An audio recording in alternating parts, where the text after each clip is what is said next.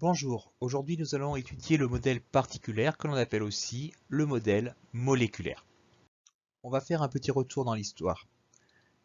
400 ans avant Jésus-Christ, deux savants, Leucippe et Démocrite, font l'hypothèse que la matière est constituée de très petites molécules qu'ils appellent les atomes et que ces molécules sont pleines, parfaites et entourées de vide.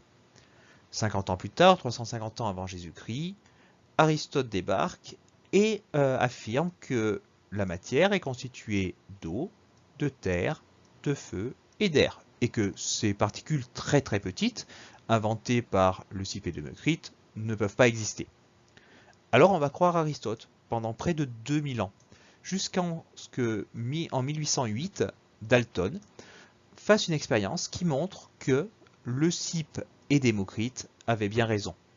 Résultat, pendant 2000 ans, on a suivi la théorie d'Aristote alors que celle-ci était fausse. Plus tard, Avogadro viendra encore préciser ces particules et il donnera aussi la notion de molécule qu'on abordera tout à l'heure.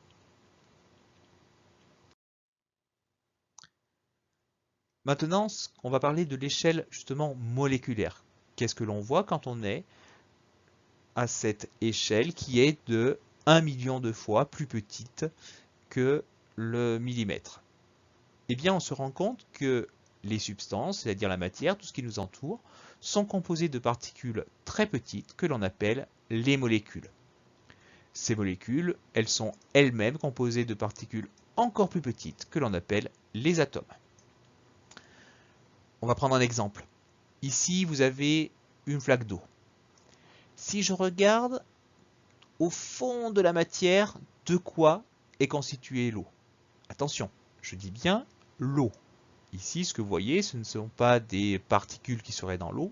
L'eau est faite uniquement, si c'est de l'eau pure, de ces molécules. Et bien, voilà, justement, je vois ces molécules d'eau qui sont composées elles-mêmes d'un atome d'oxygène, ici en rouge, et de deux atomes d'hydrogène, représentés ici en blanc. Alors, ce ne sont pas des vraies couleurs, c'est simplement pour qu'on puisse bien les repérer. Et bien, si j'ai de l'eau pure, j'ai uniquement ces molécules qui constituent ma matière.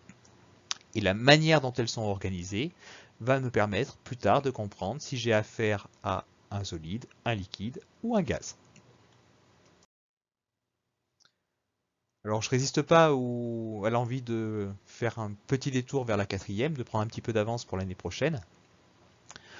La molécule d'eau, on l'a vu, elle est formée de deux atomes d'hydrogène qui sont ici en blanc et d'un atome d'oxygène que vous avez ici en rouge. La formule de l'eau sera donc ici donc blanc pour hydrogène, hydrogène, la formule ici CH. Donc je mets un H. L'oxygène, je regarde dans mon tableau, l'oxygène CO. HO. Maintenant, il faut que je marque en petit le nombre ici d'atomes que j'ai dans ma molécule. D'accord? La molécule, c'est tout ça. Les atomes, c'est ce qui la constitue. H, donc l'hydrogène, j'en ai deux. Je marque 1, 2 en petit. L'oxygène, j'en ai un seul. Quand c'est 1, eh bien, je ne marque pas, je laisse vide. Voilà pourquoi la formule de l'eau que vous connaissez peut-être déjà, c'est H2O.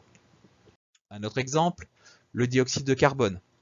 Le dioxyde de carbone, c'est fait avec un atome de carbone ici en noir.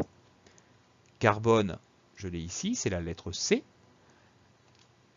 Deux atomes d'oxygène ici en rouge. Oxygène, on l'a vu tout à l'heure, c'est la lettre O. Ensuite, je marque en dessous les chiffres. Carbone, j'en ai un seul, donc je ne marque rien. L'oxygène, j'en ai deux. Donc ici, je vais marquer le 2 en petit. Voilà pourquoi la formule du dioxyde de carbone, c'est CO2. Maintenant, on va revenir un petit peu en cinquième.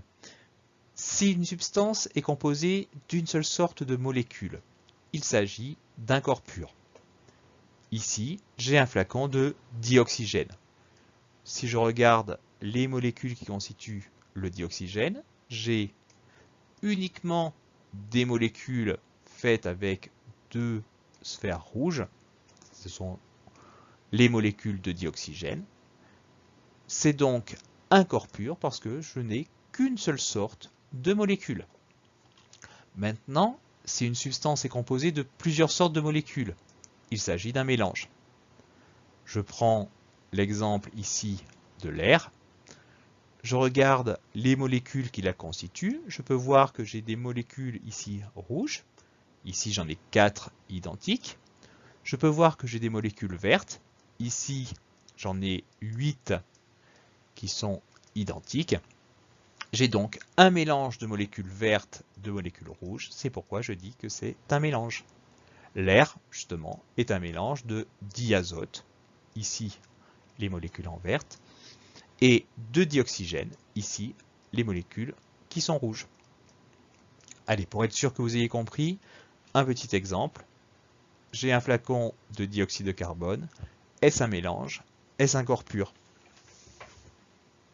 Vous l'aurez trouvé, c'est un corps pur parce que toutes les molécules ici sont identiques. Donc effectivement, c'est un corps pur. Alors, petite précision, en quatrième, on dira que ici, j'ai un corps pur simple parce que chaque molécule est faite avec une seule sorte d'atome, ici que des atomes rouges, alors que de ce côté, j'ai un corps pur composé parce que chaque molécule est faite avec plusieurs sortes d'atomes, des rouges ici et des noirs. Mais quand je choisis si j'ai un mélange ou un corps pur, je regarde uniquement les molécules. Elles sont toutes identiques, j'ai un corps pur. J'ai des molécules différentes, j'ai un mélange.